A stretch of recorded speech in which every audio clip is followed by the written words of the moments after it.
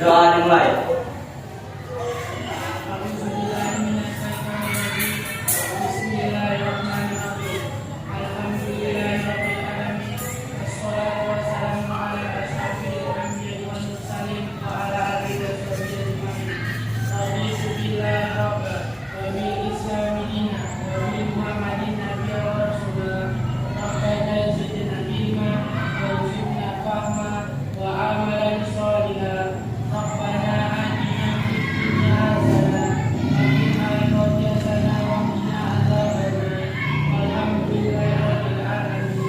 Doa selesai. Kepada ibu kita beri hormat. Selamat pagi, Ibu. Silakan duduk. Oke, sejak tadi hari ini hari siapa yang hadir? Masih tadi? Nanti tolong didengarkan. Ya, soalnya rekan-rekan dan kalian hari ini boleh kalian tulis di bawahnya. Oke, ini yang pertama ya, ada seperti yang Lope itu menandakan dia sedang bahagia sekali ya, senang sekali. Kemudian ini ada yang biasanya good, baik ya, biasa saja. Dan ini dia sedih. Nah, mungkin lagi bad mood atau enak ya. Oke, dimulai dari Lisa.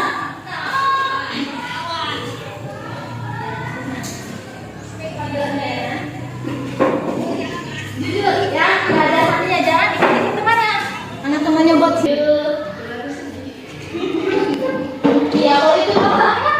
Kok dia merasa sedih?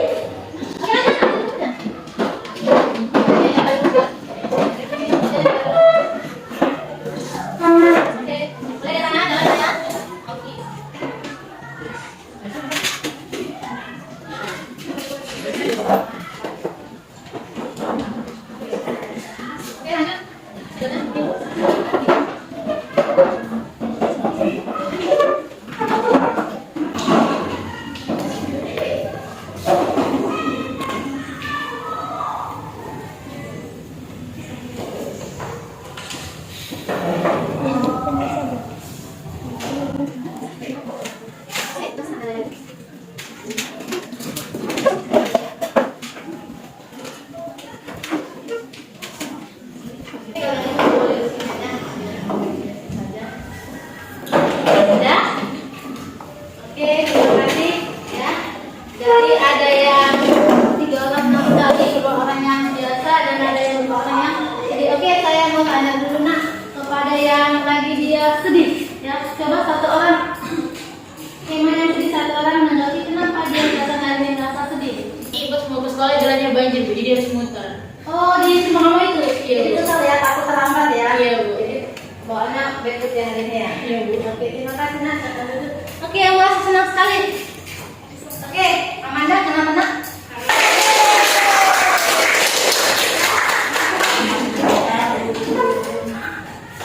Kasih. Oke, kalau ya. Kalau kendala. Oke, saya rasa. Oke, sebelum pembelajaran kita lanjut ya, supaya kejadian hari ini tadi kan ada tuh kan yang merasa sedih ya, yang merasa sedih ini supaya lebih semangat dalam belajar, dan yang sudah ya semangat dari tambah lagi luar biasa semangatnya. Kemudian dia yang moodnya hari ini biasa saja supaya dia lebih semangat. Kita SD dimulai ya, silakan ambil posisi yang enak, boleh di tengah ya, kita atau disebutkan boleh di tengah. Oke, ambil posisi enak, kita SD dulu ya.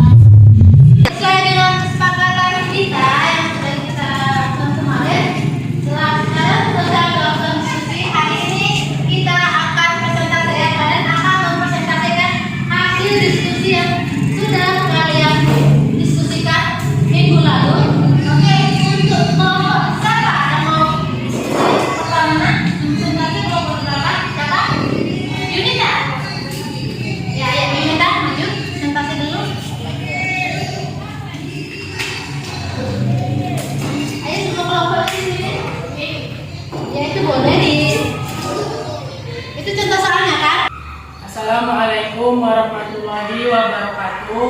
Waalaikumsalam warahmatullahi wabarakatuh. Kami dari kelompok 7 ingin mempresentasikan yaitu tugas tentang penyakit bawaan dan tindak silang. Di sini saya moderator dan Yunita sebagai makalah dan ini sebagai notulen. Dan saya persilakan saudara pemakalah untuk mempresentasikan tugas tersebut. Terima kasih kepada moderator yang sudah mengizinkan saya untuk mempresentasikan. Di sini saya akan menjelaskan tentang penyakit bawaan. Penyakit bawaan. Tahu nggak kalian kalau misalnya penyakit bawaan itu contohnya yaitu hemofilia, buta warna, dan juga gangguan mental. Nah, penyakit bawaan ini dia diturunkan dari orang tua ke anaknya. Penyakit bawaan ini berbeda dengan penyakit infeksi lainnya. Karena penyakit bawaan ini dianya tidak bisa disembuhkan.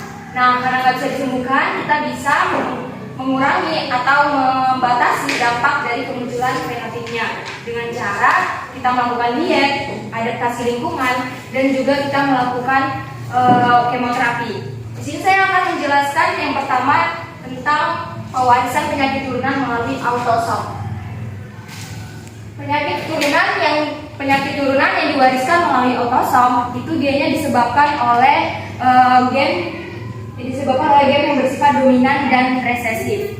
Nah, baik perempuan maupun laki-laki dianya itu memiliki peluang untuk dapat terkena penyakit ini. Karena penyakit ini dianya diturunkan melalui autosom, tidak melalui jenis kelamin. Penyakit yang diturunkan melalui autosom itu terdiri dari penyakit diabetes mellitus dan gangguan mental. Sedangkan penyakit yang diturunkan melalui autosom yang bersifat dominan, dianya itu contohnya anemia sel sambit. Penyakit turunan yang disebabkan oleh autosom dan bersifat resesif, contohnya yaitu hipertensi, diabetes mellitus. Yang kedua yaitu pewarisan penyakit turunan melalui kromosom seks.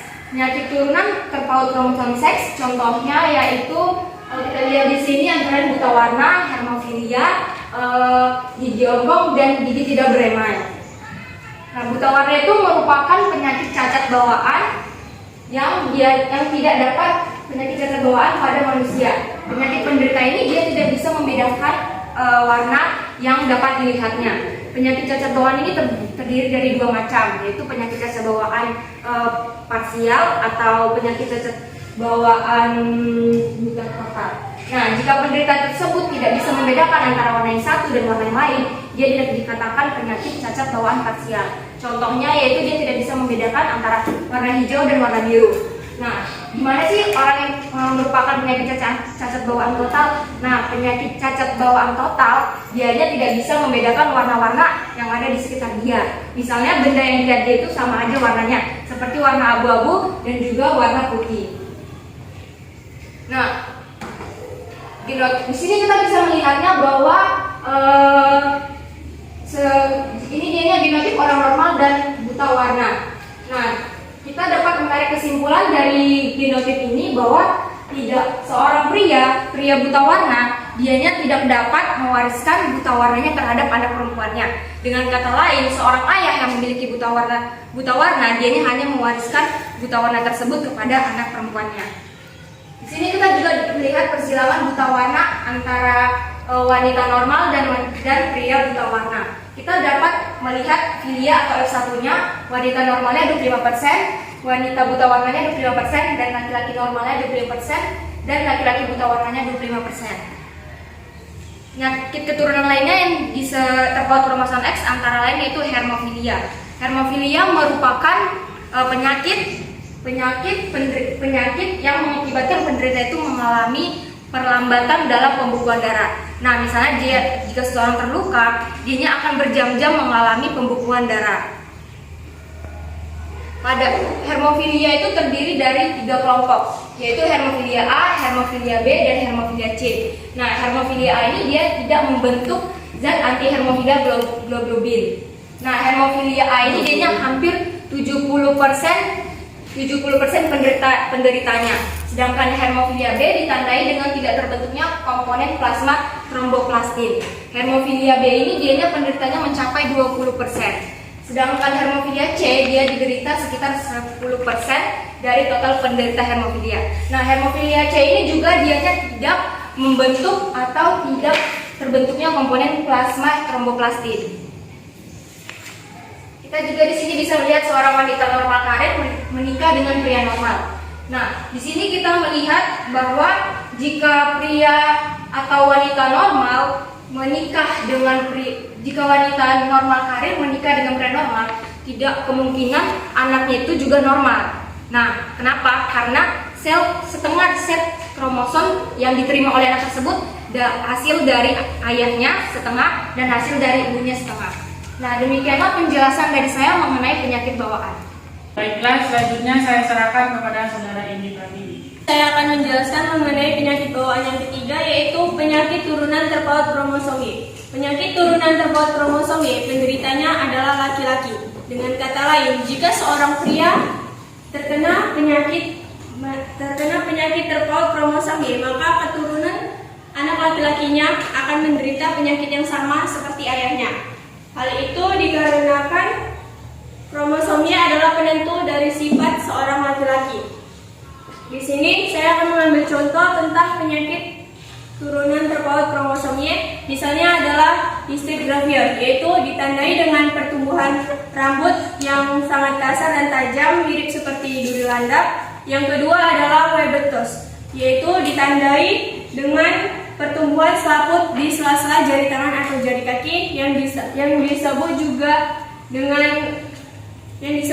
dengan kaki bebek atau kaki katak. Dan yang ketiga adalah histrik gravior, yaitu ditandai dengan pertumbuhan rambut yang berlebihan pada bagian tubuh atau disebut dengan sindrom manusia serigala.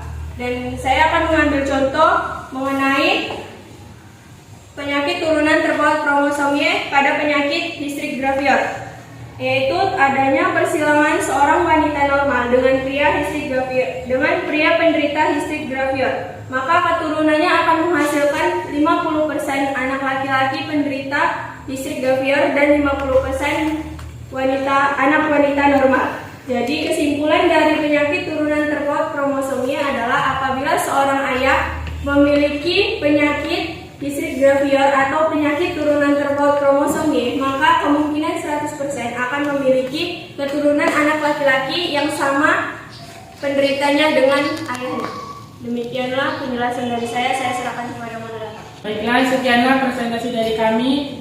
Saya akan membuka sesi pertanyaan. Jika ada yang bertanya, silakan persilahkan.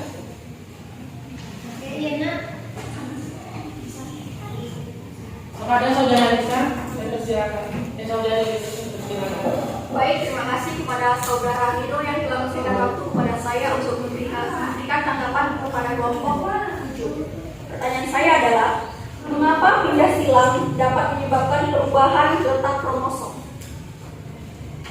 Kepada saudara. Terima kasih kepada saudari Serisa. Kami silakan Ibu. Selanjutnya ada yang ingin bertanya kepada saudari Mutia. Kami silakan. Mengapa penyakit turunan paut kromosom Y penderitanya adalah laki-laki? Baik, terima kasih kepada saudari Mutia. Selanjutnya ada yang ingin bertanya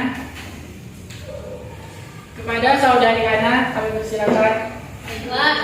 Saya akan mewakili kelompok saya yang bertanya, kapan peristiwa pindah silang terjadi? Apakah akibat yang ditimbulkan dari pindah silang? Sekian pertanyaan dari saya. Terima kasih saudari Ana. Saya akan menjawab pertanyaan dari kelompok 1 dari saudari Serelisa, yaitu mengapa pindah silang dapat menyebabkan perubahan letak kromosom, yaitu disebabkan karena adanya pertukaran segmen kromatid pada sepasang kromosom homolog. Baiklah, saya akan menjawab pertanyaan kedua, yaitu dari saudara Hana, mengenai mengapa penyakit turunan terpaut kromosom Y penderitanya adalah laki-laki.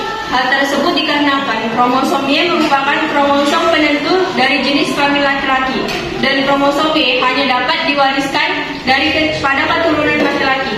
Jadi, semua keturunan laki-laki dari ayah yang menderita penyakit kelainan terpaut kromosom Y, maka keturunan anaknya akan menderita kelainan penyakit yang sama seperti ayahnya.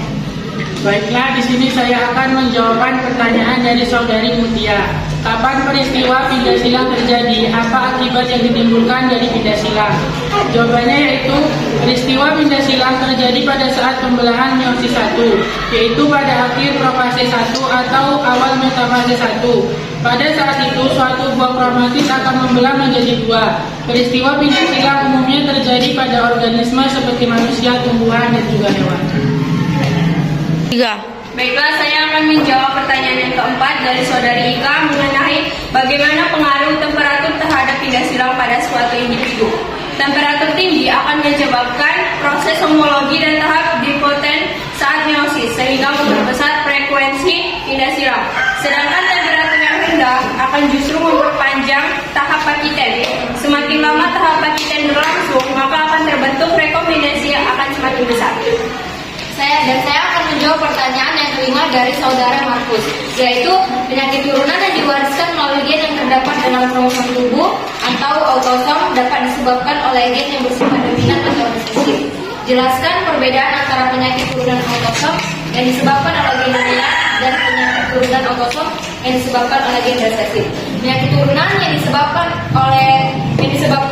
penyakit turunan autosom yang disebabkan oleh gen dominan itu maksudnya adalah hanya satu gen saja yang diturunkan. Artinya di situ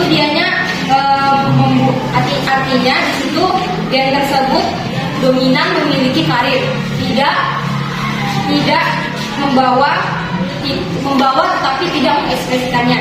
Sedangkan penyakit turunan autosom yang disebabkan oleh gen resesif, dianya di situ dua salinan gen yang dapat bermutasi. Artinya kelainan tersebut dapat muncul atau timbul dari seorang keturunan bila kedua orang tuanya itu saling memiliki penyakit bawaan. Misalnya, dan jika hanya satu orang tua yang memiliki penyakit bawaan, maka anaknya itu tidak akan keturunan penyakit bawaan. Terima kasih. Itulah penjelasan dari saya. Selanjutnya kelompok siapa yang ingin presentasi? Oke, kelompok saya kelompok 1 silakan. Selamat pagi. Kami dari kelompok 1 akan menjelaskan biologi bab 5 tentang hereditas. Yang pertama kami akan menjelaskan penyimpangan semu Mendel bagian atavisme, dan yang kedua adalah pola-pola hereditas bagian Pautan seks. Saya Seri Borhu menjelaskan tentang contoh atavisme, dan teman saya Siti Nurhadijah akan menjelaskan definisi atavisme. Saya Lindri Swana, di sini saya akan menjelaskan definisi pautan seks. Saya Kusyaisya Bisma Tumpah menjelaskan tentang contoh pautan seks. Baiklah, kami akan mulai mendeskripsikan yang kami presentasikan. Yang pertama teman saya Siti Nurhadijah. Baiklah, di sini saya akan menjelaskan atavisme. Atavisme adalah bila ada pasangan gen yang bukan alalnya berinteraksi dan pengaruhnya sama besar, sama kuat pada bagian tubuh yang sama untuk menimbulkan satu sifat. Tanda interaksi gen sama dengan bila pada F1 dan F2 akan memunculkan fenotip baru. Baiklah, di sini akan saya kembalikan ke teman saya. Baik, saya di sini akan menjelaskan contoh atavisme. Yang pertama, kita berikan ayam berpial biji dikawinkan dengan ayam berpial ros. F1-nya berpial launur. Dengan penyelesaian P1-nya parental, yaitu yang pertama biji, R besar, R kecil dan R kecil, dengan P besar disilangkan dengan ros, R besar, P kecil, P kecil. F1-nya sungkel atau launur. R besar, R kecil, P besar, P kecil. Dengan P2-nya R besar, R kecil, P besar, P kecil disilangkan dengan R besar, R kecil, P besar, P kecil. Selanjutnya kita dapatkan F2-nya, yaitu yang pertama R besar, P besar, P besar. Dan bisa juga kita lihat di sini langsung di depan ini. Jadi penyelesaiannya adalah simpulannya, bila terdapat gen R besar dan gen P besar, terjadi interaksi dan timbul fenotip baru, yaitu launur. Bila hanya ada gen P besar sama dengan biji dan hanya ada gen R besar sama dengan ros. Bila gen P kecil dan R kecil, terjadi fenotip baru, yaitu bila. Rasio fenotip Fenotip pada F2 sama dengan 9 planut dengan 3 biji dan 3 ros dan 1 bilah. Sekianlah dari saya lanjutkan dengan teman saya. Baiklah, di sini saya akan melanjutkan tentang pola-pola hereditas. Yang pertama adalah pautan seks. Pautan seks adalah gen yang terpaut pada kromosom kelamin akan diturunkan bersama-sama gen penentu kelamin. Bila terpaut pada kromosom X disebut Sendlinked, dan apabila terpaut pada kromosom Y disebut dengan Heronry. Penemunya adalah Thomas Han Morgan. Terima kasih. Selanjutnya saya kembalikan kepada teman saya. Baik, tadi sudah dijelaskan oleh teman saya tentang definisi pautan seks, dan saya sekarang menjelaskan contoh pautan seks. Yang pertama yaitu Morgan mengawinkan lalat betina bermata merah dengan lalat jantan bermata putih. Hasilnya F1 100% bermata merah, sedangkan urutan F2 75% bermata merah dan 25% bermata putih. Anehnya yang bermata putih itu selalu jantan. Kenapa itu seperti ini? P sama dengan jantan mata putih diserangkan dengan betina mata merah XM besar dengan XM besar. F1-nya XM besar Y dengan mata merah, XM besar betina mata merah. P2-nya XM besar Y diserangkan dengan XM besar. M kecil. Di sini XM besarnya yaitu dari XM besar dengan Y, XM besar dengan Y. XM kecil yaitu XM-nya XM besar dan XM kecil yang Y, XM kecil dan Y. Gen pautan seks pada lalat buah adalah gen penentu warna mata. Lalat buah normal akan memiliki warna mata berwarna merah yang dipengaruhi oleh gen dominan M besar yang terpaut pada kromosom X. Sementara itu, alelnya yaitu gen M kecil akan mempengaruhi warna mata putih dan bersifat resesif. Terima kasih, demikian contoh pautan seks. Saya kembalikan kepada teman saya. Baiklah, selanjutnya kami akan membuka session. Setiap session kami akan memberikan 5 orang untuk bertanya kepada kelompok kami. Dipersilakan. Kepada saudari Dea, kepada saudari Nabila, Jukevi, Nita, dan Indi. Dipersilakan. Baiklah, terima kasih kepada saudari Risa. Di sini saya mewakili kelompok 3 akan bertanya kepada kelompok 1. Jelaskan penentuan jenis kelamin pada lalat buah atau Drosophila melanogaster. Terima kasih. Terima kasih kepada saudara Dea yang sudah memberikan pertanyaan kepada kelompok kami. Selanjutnya saya berikan kepada saudari Nabila. Ayam berbial lalu disilamkan dengan ayam berbial ros menghasilkan keturunan F1 dengan membandingkan 3 walnut, 3 ros, 1 biji, 1 bilah genotip. Kedua yang parental tersebut adalah. Terima kasih kepada saudari Nabila yang sudah memberikan pertanyaannya kepada kelompok kami. Selanjutnya kepada saudara Jukervi, dipersilakan. Sebutkan contoh pautan pada manusia. Terima kasih kepada saudara Jukervi yang telah memberikan pertanyaannya kepada kelompok kami. Selanjutnya saya kepada saudari Nita, kami persilakan untuk bertanya. Ayam berpial walut mutazigot untuk kedua sifat disilamkan dengan ayam berpial PA atau RR PP. Tentukan rasio fenotip keturunannya. Terima kasih kepada saudari Nita yang sudah memberikan tanggapannya. Selanjutnya kepada saudari Indi, kami persilakan. Saya ingin bertanya mengenai lalat buah jantan mata merah disilamkan dengan betina mata merah heterozigot. Gen mata merah bersifat dominan terhadap putih dan terpaut pada kromosom X. Bagaimana hasil persilangan dari keduanya? Terima kasih kepada saudari Indi yang sudah memberikan pertanyaannya kepada kelompok kami. Baiklah, saya akan menjelaskan pertanyaan dari saudari Nabila. Ayam berpial lalu heterozigot sama dengan R besar, R kecil, P besar, dan P kecil. R besar, R kecil, P besar, P kecil akan membentuk pasangan gamet yaitu R besar, P besar, R besar, P kecil, R kecil, P besar, R kecil, P kecil. R kecil, R kecil, P besar, P besar akan membentuk pasangan gamet R kecil, P besar. Maka kita dapatkan yaitu R besar, R kecil,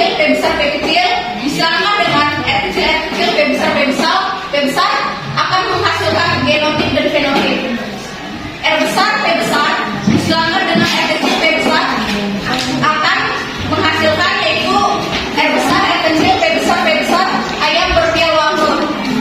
R besar, P kecil, disilamkan dengan R kecil, P besar, dihasilkan yaitu R kecil, R besar, R kecil, P besar, P kecil, ayam berpial wangun. R kecil, P besar, disilamkan dengan R kecil, P besar, yaitu R kecil, P besar, P besar, ayam berpial pi. Dan yang terakhir adalah R kecil, P kecil, disilamkan dengan R kecil, P besar, yaitu R kecil, P besar, P kecil, ayam berpial pi. Rasio fenotip yang didapatkan yaitu ayam berpial wangun dibanding dengan ayam berpial pi, yaitu 1:1. Sekian penjelasan dari saya, terima kasih. Saya berikan lagi kepada teman saya. Baiklah, di sini saya akan menjawab pertanyaan dari saudara Jukerti. Pautan seks pada manusia dapat dibedakan pada gen dominan dengan gen resesif. Pautan seks pada gen dominan misalnya gigi coklat dan hipertrofosis. Adapun pautan seks pada gen resesif misal hemofilia, buta warna, dan anadontia. Terima kasih jawaban dari saya. Selanjutnya kepada saudara Jukerti, bagaimana tanggapan Anda mengenai jawaban dari saya? Baiklah, saya sangat puas dengan jawaban Anda. Terima kasih. Terima kasih kepada saudara Jukerti yang telah menanggapinya. Selanjutnya, saya persilakan kepada teman saya. Saya akan menjawab pertanyaan dari Dea, yaitu jelaskan penentuan jenis kelamin pada lalat buah Drosophila melanogaster. Yaitu penentuan jenis kelamin pada lalat buah adalah lalat buah betina memiliki sepasang kromosom X, sedangkan lalat buah jantan memiliki satu kromosom X dan satu kromosom Y. Kromosom Y pada lalat buah tidak menentukan jenis kelamin, tetapi menentukan kesuburan atau fertilitas. Jenis kelamin lalat buah dapat ditentukan dengan perimbangan jumlah kromosom X dengan jumlah set autosom atau indeks kelamin. Kepada Dea, apakah sudah puas dengan jawaban yang saya berikan? Baiklah, saya puas dengan jawaban yang saudari Kris berikan. Terima kasih.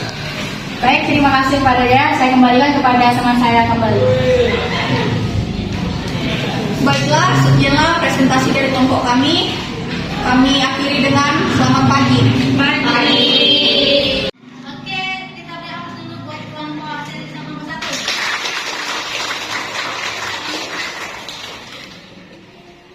Oke, tadi sudah dilakukan presentasi kelompok Yunita dan Teresa. Saya ucapkan terima kasih. Untuk selanjutnya, kelompok berikutnya dipersiapkan untuk pertemuan berikutnya akan dilanjutkan presentasi. Kemudian hari ini refleksi untuk hari ini saya kirim linknya, link jamurnya di grup WA kita. Saya tunggu refleksinya paling lama jam 7 malam. Untuk pembelajaran kita hari ini kalian tulis di link jamur yang saya kirimkan. Oke? Oke. Terus selanjutnya saya ucapkan terima kasih. Selamat siang. Siang, Bu.